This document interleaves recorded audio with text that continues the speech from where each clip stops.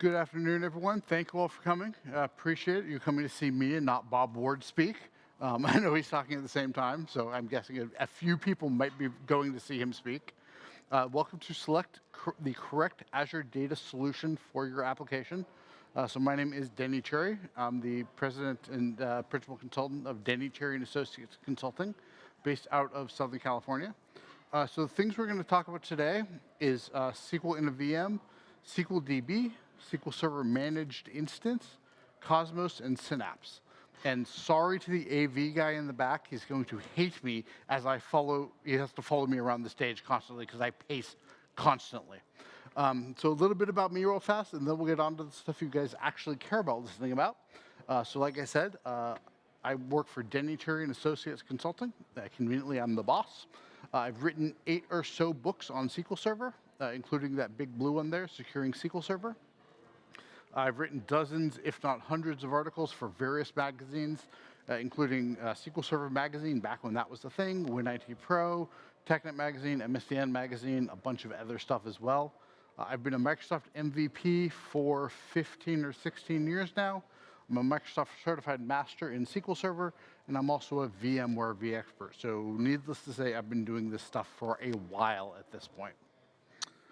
So like I mentioned, the things we're going to talk about is SQL Server in a VM, SQL Server DB, SQL Server Managed Instance, Cosmos, and Synapse. And if we have time, we're going to talk about Hadoop, but I seriously doubt we're going to have time because it's only a 15-minute session. So before we get started, a quick show of hands. How many people are using Azure today? Pretty much everybody in the room except for one brave soul in the back. Okay. So my other quick thing, so those of you running either SQL Server in a VM or SQL Server on-prem, SQL Server 2019? Anybody? One guy, okay. Conveniently the non-Azure guy. SQL Server 2017. Bunch of crickets with one guy, same guy, okay. SQL Server 2016? More people, okay. 14? We're doing this all the way back, folks. Okay, one brave soul. 12? Couple of people, okay. 2008 R2? Nobody, 2008. 2005. I'll go back all the way if we have to. I've gone back to 6.5 and gotten hands. So I'm going to assume that's all the way back. Okay, so everybody's running relatively modern versions of SQL Server, which is good, because moving from old versions is horrible, as I was doing that literally yesterday. So one of the things I really like about Azure is there's a lot of flexibility in the platform. There's lots and lots of ways to do things, and a lot of ways to do the same things. So if you think about like just the fact that SQL Server stores data, takes data in, stores data, and gives data back, there's like a dozen different ways to do that in Azure. It's all about finding the right solution for the problem of your application. So not every app needs the same solution. Some apps should be using SQL DB. Some apps should be using managed instance. It's all about finding the right ways to do things. And some things should be in a VM because they need either a specific version of SQL, or they've got some really antiquated code, or the vendor just sucks. There's lots of different reasons people need to stay in different things. So I want to highlight, now unfortunately this is an older slide, I haven't grabbed into a copy of this, but I want to highlight the data platform part of this. So you'll notice some old names, and I'm sorry about that. It's a graphic, so I can't update it, unfortunately. So Azure SQL DB, Redis, Cosmos, Synapse, Azure Search, Azure Table Storage. Like I said, lots of different ways of doing things, and we need to find the right solution for our problem, for our actual environment. Because there are lots of ways to do things, and that means people will choose the wrong solution sometimes. So I've got a perfect example of this scenario. I was talking to somebody of all places on Facebook, because there's the SQL Help channels and stuff, or SQL Help groups and stuff on Facebook. And I was talking to somebody in there, and she said that her company had hired some consultants to build out some API-driven solution because they were going to have APIs come in and hit their service. And so the consultant had sold them on what at the time was Azure SQL DW, now Synapse, as the backend for the solution. Because the whole idea behind it was the whole reason they wanted to do this was the whole scale-up functionality that came with Azure SQL DW. And so they're like, okay, that's great. That sounds perfect. We can scale it out. We can throw a nice big amount of compute behind it. And we put all in one big database. So as they started developing, everything was going great. But once they started load testing, they suddenly started running into performance problems because they could get to about 12 concurrent queries. Once they threw that 13th concurrent query on there, it had to wait until the previous query is finished. That's because Azure SQL DW, now Synapse, has a concurrent transaction limit that the consultants didn't think about. So yes, you can throw massive amounts of compute behind it, but you can only run so many concurrent queries at once. So it is actually a bad solution for them. Fortunately, in this case, I just told her, script out your database, just throw it in a really large Azure SQL DB, throw your workload at it. That will at least get you past your load testing, and then you can go back and redevelop and make any changes you need to make. So she came back to me after a couple of days. She's like, all right, yeah, this actually works. Thank you for telling us it was this simple. We were planning on going back to the drawing board and redeveloping the entire application when all they needed to do was make, in this case, what was a relatively simple, relatively small change. So it was a relatively easy thing for them to implement relatively quickly. So the first thing I want to talk about is Azure SQL VMs. Those are the easiest, quickest way for most people to get into Azure. So this is how the majority of our customers are getting into Azure, even today. Even though Azure is 10, 11 years old at this point, they're getting in there because with VMs, because this is the quickest, easiest way for people to get in, because people understand virtual machines. It's the same thing we have on-prem. It's just on Microsoft's hardware, so it's in the cloud, it's nebulous, and it's easier at that point. So the reason people go into VMs is it gives us full control of the SQL Server environment and the operating system. So because we have full control, we also have full control over the HA and DR requirements and configurations of the environment. So maybe we need high availability. So maybe we need always-on availability groups for our HA and DR. So we want to build that out, and we want to spread that load out across 2 or 3 regions. We can do that quickly and easily with VMs by simply building a good old-fashioned availability group and scaling that out. Especially now in SQL Server 2019, I believe CU3 and higher, where we can use the new functionality built into the product where we don't need IP addresses to do a lot of that HA for us, or a lot of that HA configuration. So we can meet all our requirements quickly and easily inside those VMs. The biggest reason I see people sticking to VMs is they need a specific version of SQL Server. Now, this isn't because they want a specific version of SQL Server. This is because their vendor that's building whatever app they're using is requiring either a specific build of SQL Server or more often a specific version of SQL Server. So our app is only certified to work on SQL Server 2016. Okay, you're morons, but I get that that's what you're going to support because that's what your testing environment is set up as. And so that's what you're going to work with. Now, personally, I don't care. I think you should be using SQL Server 2019 and flip on the compatibility mode and be done. But that's a conversation that's above my pay grade. Your executives need to be having that conversation with the vendors. Most of those vendors, though, they're not going to listen, and they're just going to say, 2016, it must be 2016, and we're going to be forcing you on 2016 until it's advantageous enough for the vendor to test on whatever the new version is, be it 2022 or 2024, or whatever the next future version is that they're going to support. The only way to do that, to have that specific support, is VMs. Yes, sir. Yell louder, I can't hear you, sorry.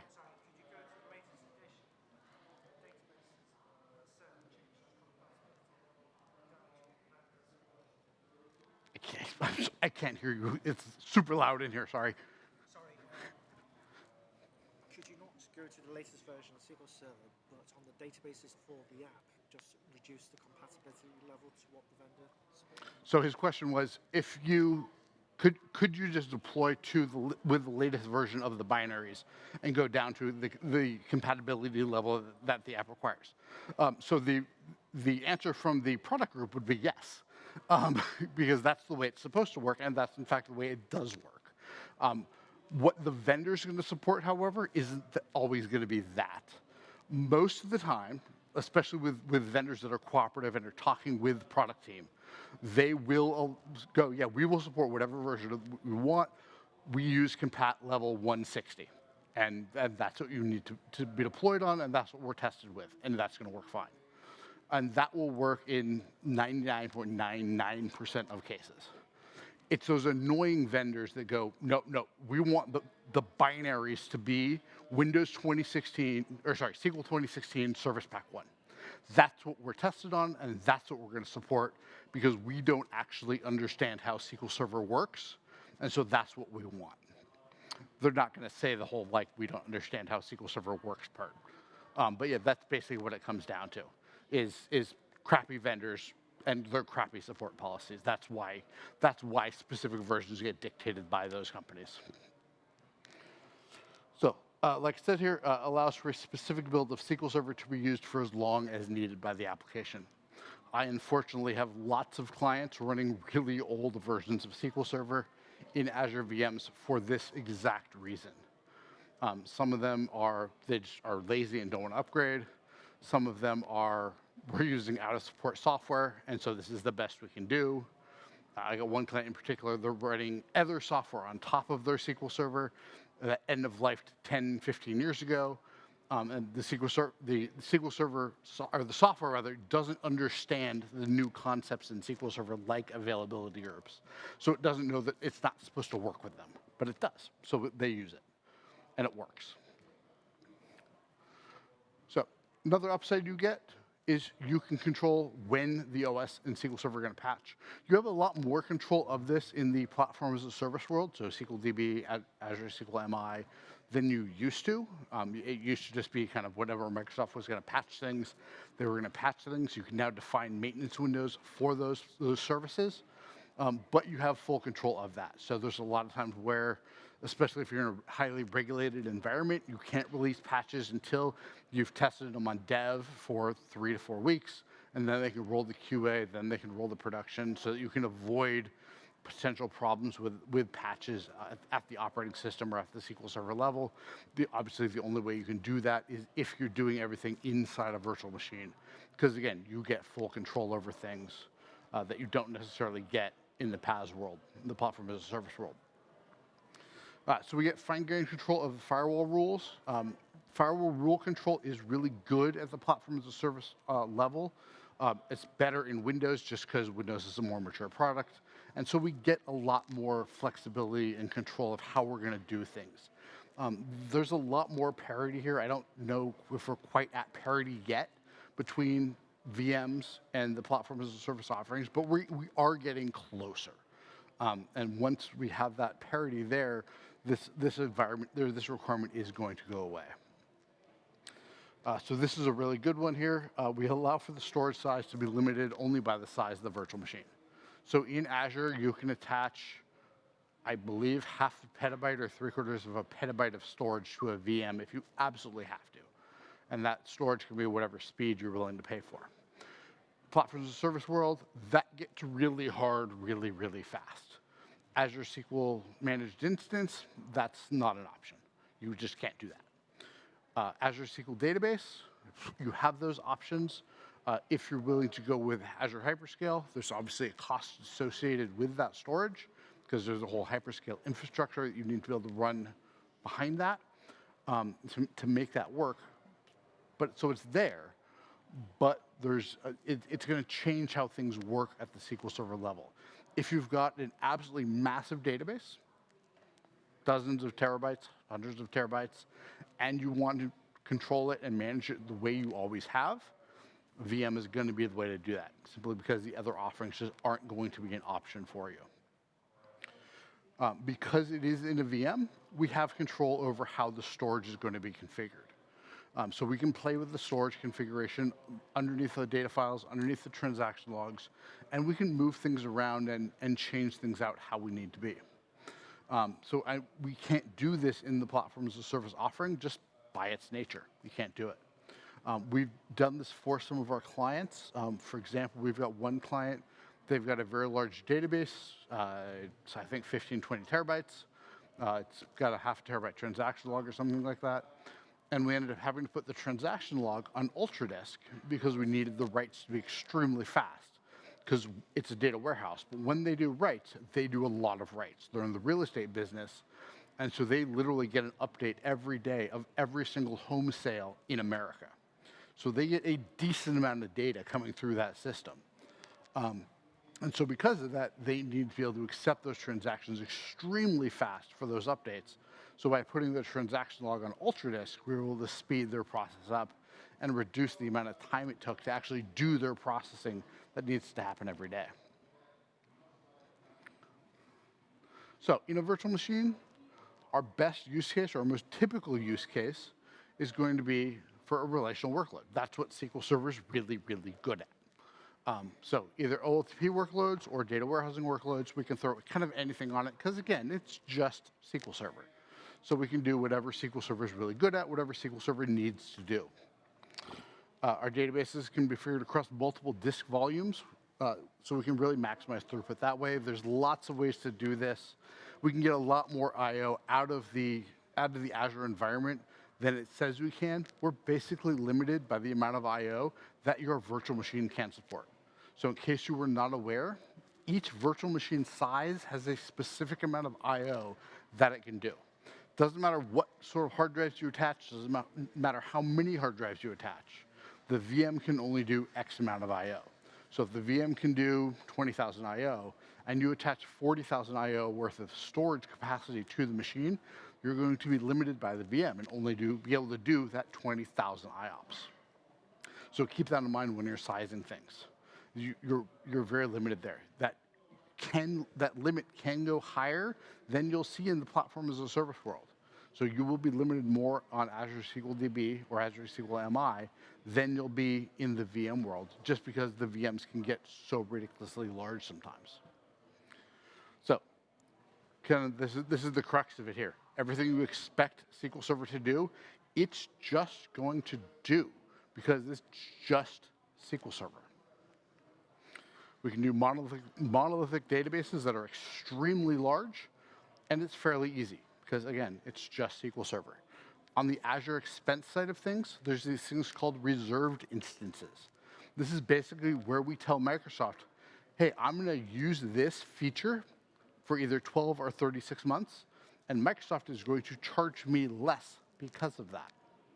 So if our pay-as-you-go rate is $300 for a virtual machine, when I add a reservation to that virtual machine, that may chop off 20 or 30% of the cost. So our VMs can get a lot cheaper really, really fast, simply by doing this reservation. The reason Microsoft gives us this discount is because it makes the capacity planning on their side much, much simpler, because they don't need to assume that you're going to turn off and turn on the VM, because you're paying for the VM no matter what. You're paying for those cores. So Azure SQL DB. So there are effectively 4 different flavors of Azure SQL DB. So there's Azure SQL, which is the SQL Server version that we know and love. There is Azure SQL DB for MySQL, Azure SQL DB for Postgres, and Azure SQL DB for MariaDB. So these are all the open source flavors, and they're a little different than traditional Azure SQL DB. So Azure SQL DB is going to be the database as a service offering. So same thing, it's what Microsoft's had available in Azure for 10 years. The other offerings are more like managed instance in the way that instead of exposing a database, we expose a server. So our website uses Azure SQL DB for MySQL on the back end. It's WordPress, so it needs some sort of MySQL database on the back end. So we use Azure SQL DB for MySQL. So in this case, it exposes a MySQL instance to us, and we create however many databases in there we want, in this case, 1 for each one of our websites. And those all talk and all store data and all work as needed. Azure SQL DB, on the other hand, is going to be at the database level itself. If we need an instance level of SQL Server, that's going to be the managed instance or MI product that's going to be available in a few slides. So Azure SQL DB, again, it's going to be a cloud-hosted database. So everything is going to be contained within that specific database. Those databases can either be configured as a single database or as this thing called an elastic pool. So when you configure an elastic pool, what you're doing is saying, I want this number of cores and this amount of RAM to be shared by this pool of databases. So when you spin up a database in Azure SQL DB, what you're saying is, I want this database to have 2 cores and say 8 gigs of RAM. I don't know what the sizing is, I don't remember. But we're dedicating the resources to this specific database. When we configure an elastic pool, we're putting all those databases in that same bucket. So we share those cores across all the databases. We can limit how much CPU and RAM each database is going to use. It's using resource governor on the back end effectively. But we can kind of like put all that stuff in one big pile or one big pool and go and kind of share it amongst everyone. So this is really good when you've got an environment with lots of really small databases and you don't want to pay an exorbitant amount of money for each individual database. So we've got a client that did this, or does this today. They are one of the largest payroll providers in America. So what they've got is they've got one database for every single one of their clients. And so they've got, 20 or 30,000 databases. So they don't want every database to have 2 or 4 vCores because most of these databases are under 5 gigs. So instead, what they've done is configure an elastic pool with like 8 vCores, and they simply throw 400 databases in there. And those databases all share those 4 vCores because those databases need very, very small amounts of CPU because most of those companies have like 3 or 4 or 5 employees. So they're doing 30 transactions a day. They don't really need a whole lot of resources to be dedicated to them.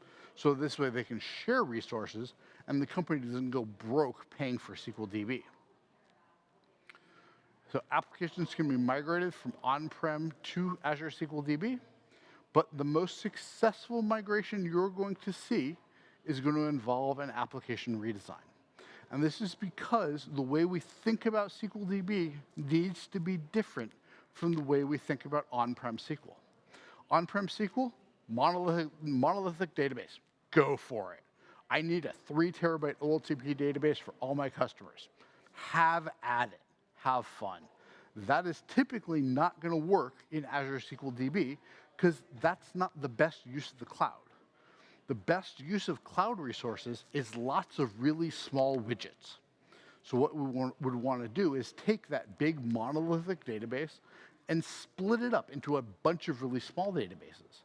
And then as we add more customers, we add more databases into the mix. And instead of scaling up, we can scale out. And that way we get the best use of the cloud without a ridiculous cost associated with it. And as we go, hey, this one customer needs more CPU, we just give that one customer more CPU. We either put them in a bigger pool or we move them out of the pool and just give them a couple of CPUs unto themselves and let them go nuts. So this works really, really well as we want to go ahead and scale this environment out. And this is how we get environments to have 20, 30, 40,000 databases because we can scale out and get this really good return on the investment. By scaling horizontally across Azure, the applications can have effectively limitless scale. Yes, sir. You had a question? Good. That was your question? All right, cool. I did not pay him to be here, by the way. So the whole idea here is we can just keep going wider and wider and wider as we need to. The great thing about Azure, and this becomes a capacity planning problem on the Microsoft side, is I can just keep throwing crap up there and it will just basically work. Occasionally there's a capacity issue that we run in, especially now with the chip shortage that we're running into right now. But even still today, I rarely see problems just spitting up new stuff in SQL. I've got a client right now, give me 2 seconds. I've got a client right now that's spinning up something like 10 or 15 managed instances over the next couple of months. Just out of curiosity, I spun up a couple of them a few days ago just to see what would happen. No issues. So adding lots of capacity really is not an issue. Yes, sir. Mm-hmm.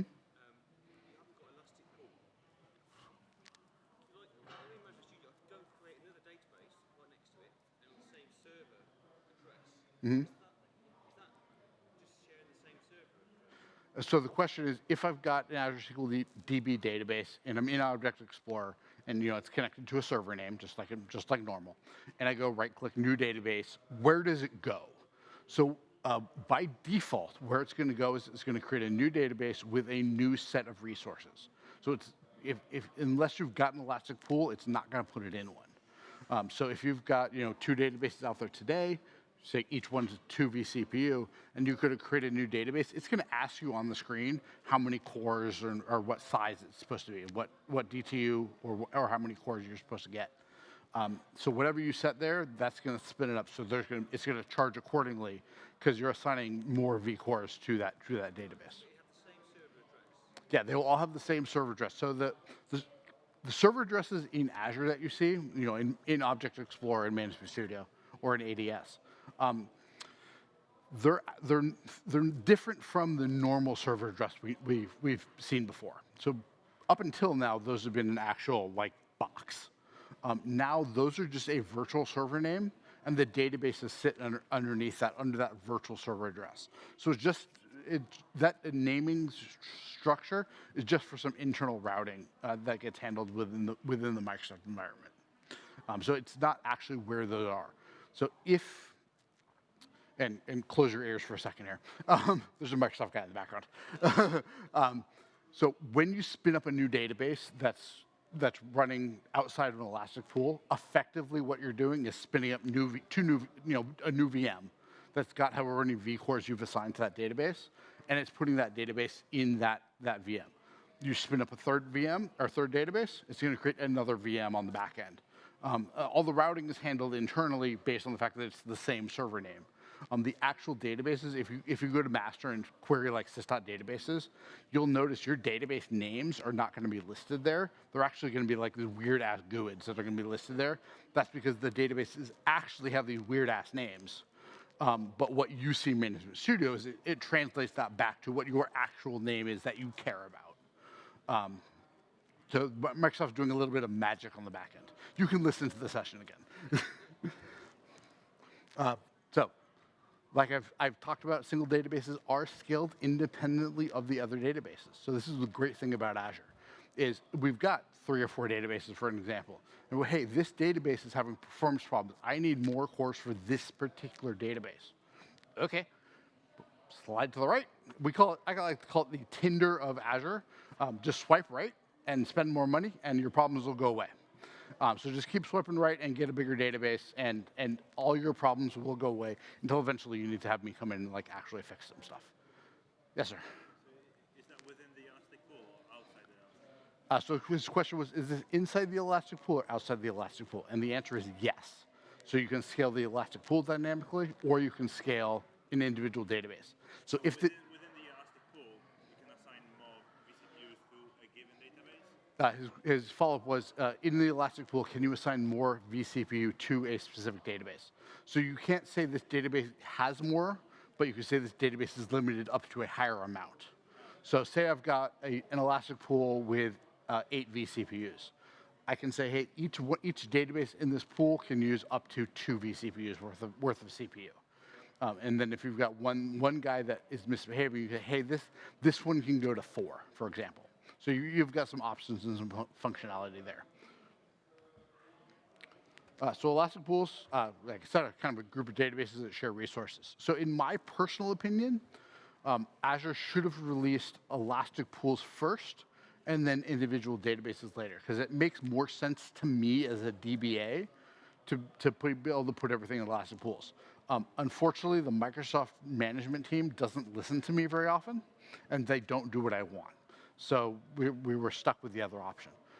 But I'm glad we have them, because elastic pools work really, really well in a lot of scenarios. Because there's a lot of cases where we just don't need one big database. We want lots of little ones, and elastic pool is a great way to get that.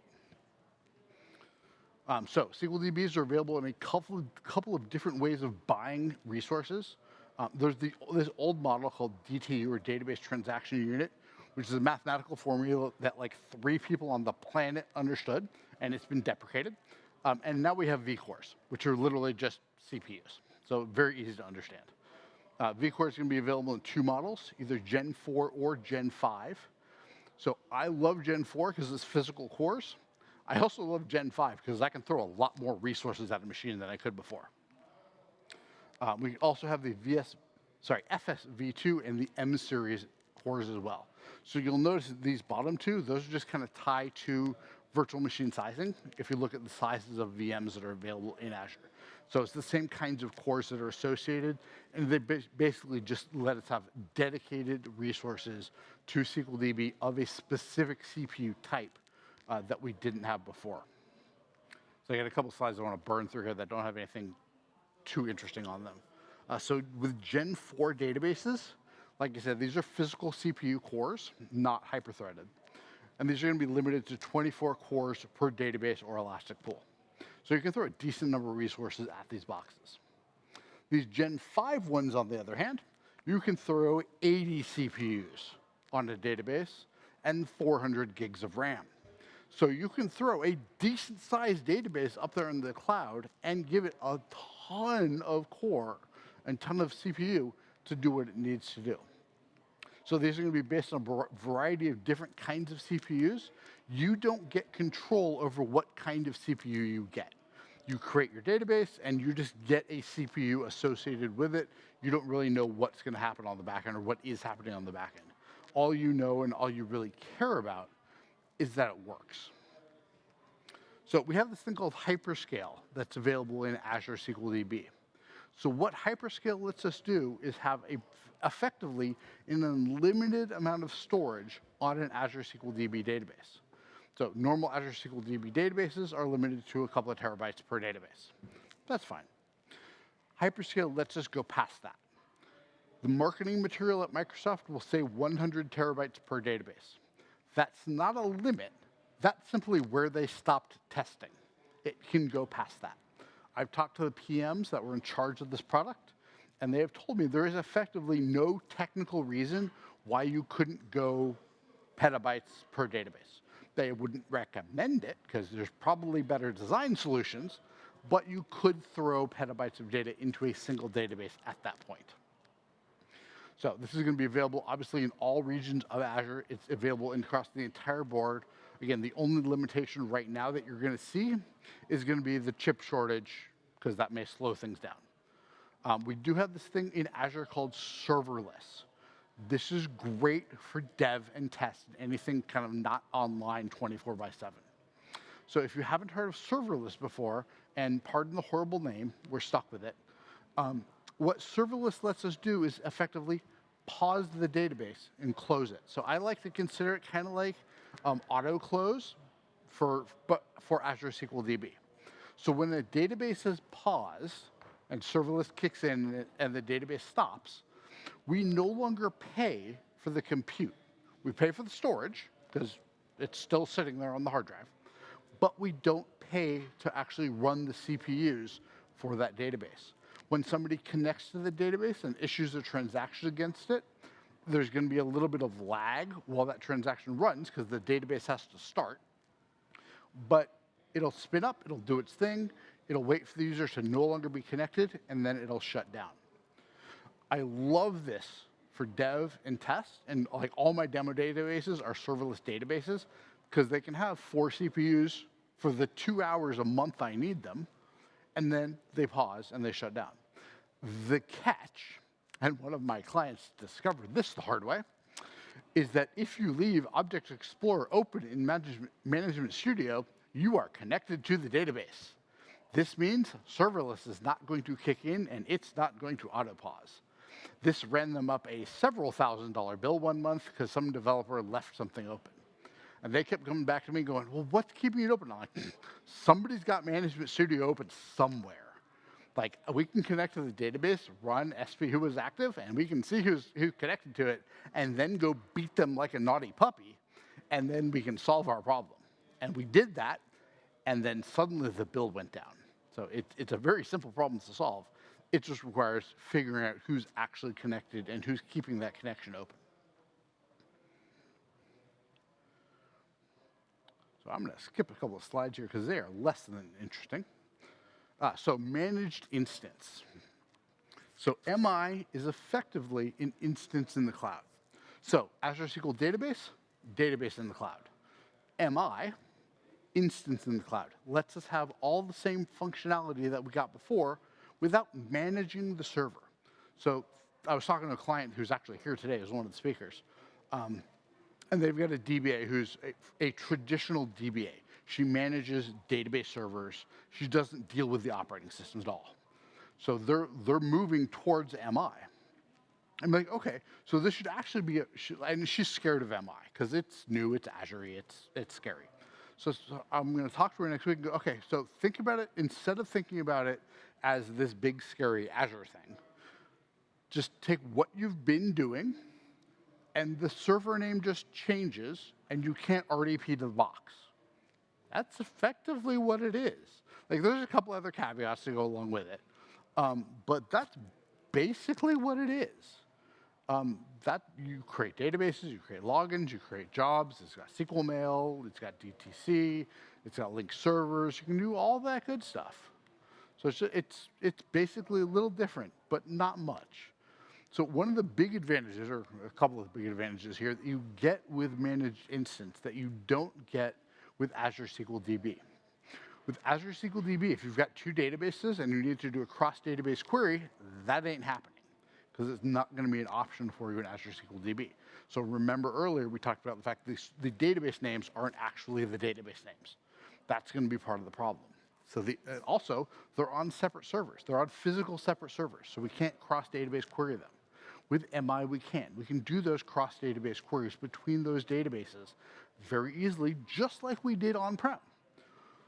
We've got MSDB, we've got SQL Server Agent, we've got linked server support. We have all these things in the managed instance product. So if we need to create a linked server out to another Azure SQL DB or to another linked server or to another managed instance server, we have that functionality, we have that capability within the MI product. So we've got the ability to do basically everything we could do before. There's a couple limitations. We can't do linked servers to Oracle, for example. DTC gets weird because it's not in MI yet. But most of the things are there. If you're looking at migrating something from a virtual machine up to a PaaS database platform, and you need vendor support, or you need to be able to do cross-database queries or something like that, this is probably where you're going to want to end up, is managed instance. Now, there's a few limitations around MI. I'm not going to lie. I'm not a big fan of them. First one being, you can only put 100 databases per managed instance. So keep that in mind as you're sizing things and as you're costing things. You're not going to be able to throw 1,000 databases on an MI, even though the databases are really small. So don't spin up a 32-core or a 40-core MI expecting to put everything on there. You're going to end up spinning up a whole lot of really small MIs holding 100 databases each. You're going to be limited to 4 terabytes per database. So if you've got any databases over 4 terabytes, enjoy doing an architecture redesign project, hopefully before you're doing your migration, because you're going to need to move things around and figure out how to break things up and split things up across your app. The other limitation, you can only put 16 terabytes worth of data per managed instance. So we don't have hyperscale. We're limited to how much stuff we can actually put on there. So we can throw 4 really big databases or 100 smaller databases, as long as we're within that 16 terabyte limit. Now, the nice thing is we only pay for what we need when it comes to storage and compute, because this is how PaaS works. So if we need a smaller MI, we pay for a smaller MI. If we need a bigger one, we pay for a bigger one. It's all about how we need to size things and how we want to spread things out. Now, these are going to be great for your OLTP databases, because we can scale them out, but we don't necessarily get all the flexibility of SQL DB, but we get a lot of it because it's all stored in MI and it's all dealt with in MI. So I'm literally doing a migration right now. I literally just rebuilt their MI and got them ready for migration. They're going to end up with about 20 or 30 MIs by the time we're done because of that 100 database limit. But again, we're just going to simply go with smaller MIs, and that will solve our problem. So we've worked around the problem. The thing I will mention and I will caution you about when you're spinning up MIs is when you spin up MIs, you have to assign them to a subnet. That subnet in Azure must be called managed instance. That subnet can be as big as you want, but you can't change it after you've deployed a managed instance. So I thought about this last week when I was working on this client's environment and went, wait a minute, I've created a subnet big enough to support their needs today because they can fit 10, 15, 20 MIs in there.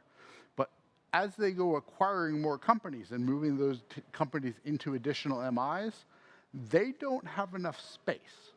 So I took their subnet, I deleted their MI, deleted their subnet, and created a new bigger subnet that would allow them to have more MIs. The caveat to all this is you can't pick the name of the subnet that you're deploying to. It must be called managed instance. I was going to beat up the PM about this week, but apparently he'd rather have COVID than talk to me about this. So he's currently hiding in his hotel so it doesn't affect the rest of us. So this is one thing you need to be very, very careful of. It needs to require some forethought and some planning ahead. Hey, I need to make sure that I've got enough space in this subnet to actually house my MIs. Otherwise, I'm going to need to do some creative things like spin up a new VNet and put my new MIs over in another VNet. But then I've got peering traffic and peering latency that I need to deal with and stuff like that. So just think about that ahead of time. Originally, I created this environment with about 70 IP addresses in their subnet. And when I recreated, I did it with 1,000 IP addresses in their subnet. That's going to give them lots and lots of growth. Because this is one of those things that if you do it correct up front, life will be good. If you need to fix it a year down the line, it could take you 10 years to be able to fix it. Because it requires a massive number of outages, and it requires a massive amount of work to make this change. So Azure SQL, or Azure itself has a thing called Cosmos. So Cosmos is an auto-scaling platform that allows you to throw lots and lots of data in this platform and constantly scale that out as needed. So the great thing about Cosmos is you don't need to write data into the platform as if it was Cosmos data. There's lots of different engines running inside Cosmos, so you can connect to any of those engines and throw data into those engines. There's a Hadoop engine, for example, that's running in it. So you can write data to the environment as if it was a Hadoop instance, even though it's not Hadoop, it's Cosmos under the covers. And so Cosmos will then handle all that for you. Cosmos allows you to configure within multiple regions. So everything we've talked about so far is within a region. You can't scale out geographically across the world. With Cosmos, you can. You can build a Cosmos database that's scaled out across US East, US West, UK East, Northern Europe, South Africa North, because that's where all our users happen to be. So we can scale this database out, and we can actually have that multi-master write functionality that we've always wanted, and we can have that, that we need for this geographical scale of our large applications that we need to be able to spread across the world. So within the Cosmos environment, we partition our data. There's a bunch of great white papers on how to do this, and more importantly, how to do this incorrectly, because if you do this right, it works really, really well. If you do this wrong, it works very, very expensively. So one of the dangers of Cosmos is it costs you somewhere between $75 a month and all of your money to configure a Cosmos database and use it. So you have to be very, very careful. And some of the guys over here are nodding, so I'm guessing they've done this before. No, thankfully not. So you have to be very, very careful about how you do this. Done correctly, this works really, really well and is an absolutely brilliant solution. Doing this wrong means your developers are going to cost you an awful lot of money. One bad query in your app can cost you a small fortune if done wrong. So just be warned about that. So the dev team needs to be very, very careful about how they're writing queries. Yes, sir.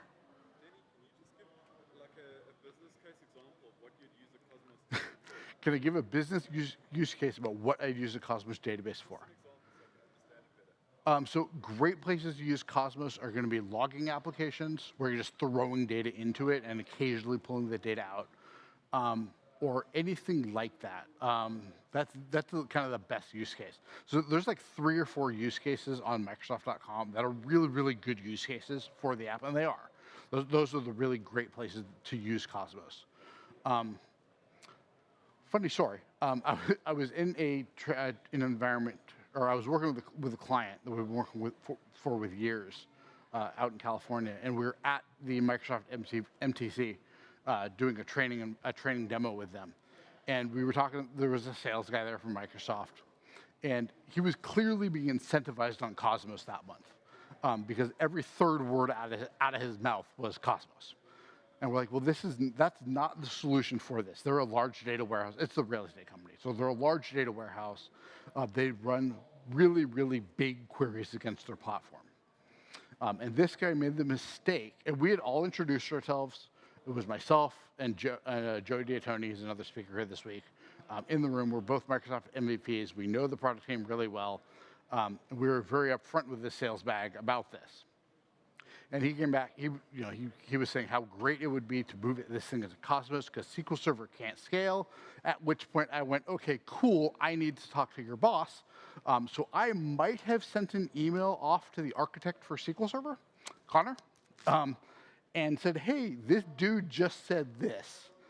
I then got CC'd on an email back to the sales guy, said, I heard you say that SQL Server can't scale and that they need to move everything to Cosmos. We should probably talk about that. I don't know what happened after that because I was taken off the email thread, but I would imagine it was not pleasant for the sales guy. So it's a great platform and a great place to put data, but it's one of those things that you need to keep in mind that it's not something you want to put every single thing in. So I said there were a bunch of APIs, so there are. Oops, too far. So there's a Gremlin API, there's a Cassandra API, there's also a SQL API, so you can put relational data in it. There's a Mongo API, and there's a table storage API. So you can talk to it as if Cosmos is any one of these applications. And it works just like the app, but with Cosmos on the back end. So you get all the functionality and all the performance and all the benefits of Cosmos while having all the same apps in there. Now, I will warn you, if you try to write the data using the Cosmos or the Mongo API and then read the data out as if it's Cosmos data, the data is going to look weird. I had a client try this, and it did not go according to their plan. Whatever API you put the data in with, pull the data out with the same API. Assume that that's what you need to do, because otherwise the data is going to look, we'll call it funky, because it was a little strange to do that. So Cosmos is great because you've got effectively infinite scale. If you need more scale, just scale it up. You need more regions, just move the data to more regions. It's shockingly simple to do. Again, Tinder of Azure. Just keep swiping right. It'll work fine. Billing is priced in these things called resource units, or RUs. And RUs are defined based on how much data you're pulling back out off the hard drive. So the worse your queries are written, the more data you're trying to pull back and filter through in the app, the more it's going to cost you. So this is why it's great to just shove data into it for data that you're never pulling out, because that's really inexpensive. Or if you're pulling out just little bits of data, that's fine. If you're trying to pull out huge amounts of data and run aggregations against it, wrong solution. We don't want to be looking at Cosmos. We want to be looking at a different solution. Yes, ma'am. Some questions online. Okay, maybe you can write it so long. Oh. So long question. So question here is, I thought there were features missing in MI compared to SQL on a VM. Is that not true anymore? I don't see any feature reasons for choosing SQL Server VMs when migrating from on-prem in your slides. So there are a little bit of differences between SQL Server in a VM and Azure SQL MI in this case. There aren't many, but there are going to be a few. DTC support isn't really there. And there's some sizing limitations for an MI versus a VM. And then there's the whole, you can control the version of SQL Server that you're deploying inside the VM. So those are the big differences that you're going to see between them. They're not, the downsides aren't really in the slides too much. But so those are there. Feel free to shoot me an email. I'd be more than happy to talk to you about it and figure out what we're talking about here. So I've got 20 seconds to talk about Synapse real fast. So Azure Synapse is the MPP platform available within Cosmos. So this used to be Azure SQL DB. It used to be, before that, APS. So that was the big rack of servers that you could buy to run your data warehousing workload against. So what MPP is basically massive platform processing. I don't remember what it stands for because I'm a horrible nerd, sorry. So this is a great solution for data warehouses because what it lets us do is put a massive, massive number of cores behind our workload. So we have one database that's presented in Azure or in Object Explorer, but we actually have 30 servers on the back end that are actually running our workload. They're each running an individual tiny little part of our workload. Now, this does require careful redesign of your database to make sure it's going to work in this particular Synapse solution, because you need to look at how things are being replicated and how things are being partitioned. And if you're not doing things just right, you're going to end up with an awful lot of data movement happening within this Synapse environment. So you got to be very careful about how you're planning things out and how you're laying things out.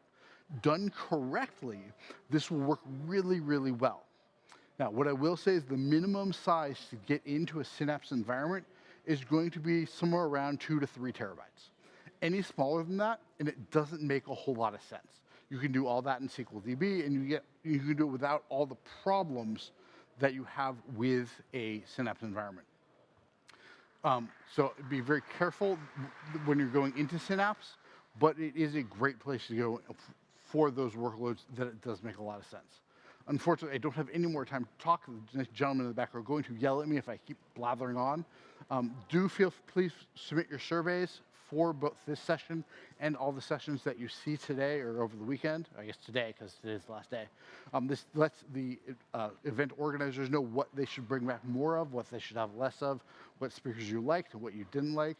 If you liked me, my name is Danny Cherry. If you didn't like me, my name is Brent Ozar. So thank you all very much for coming.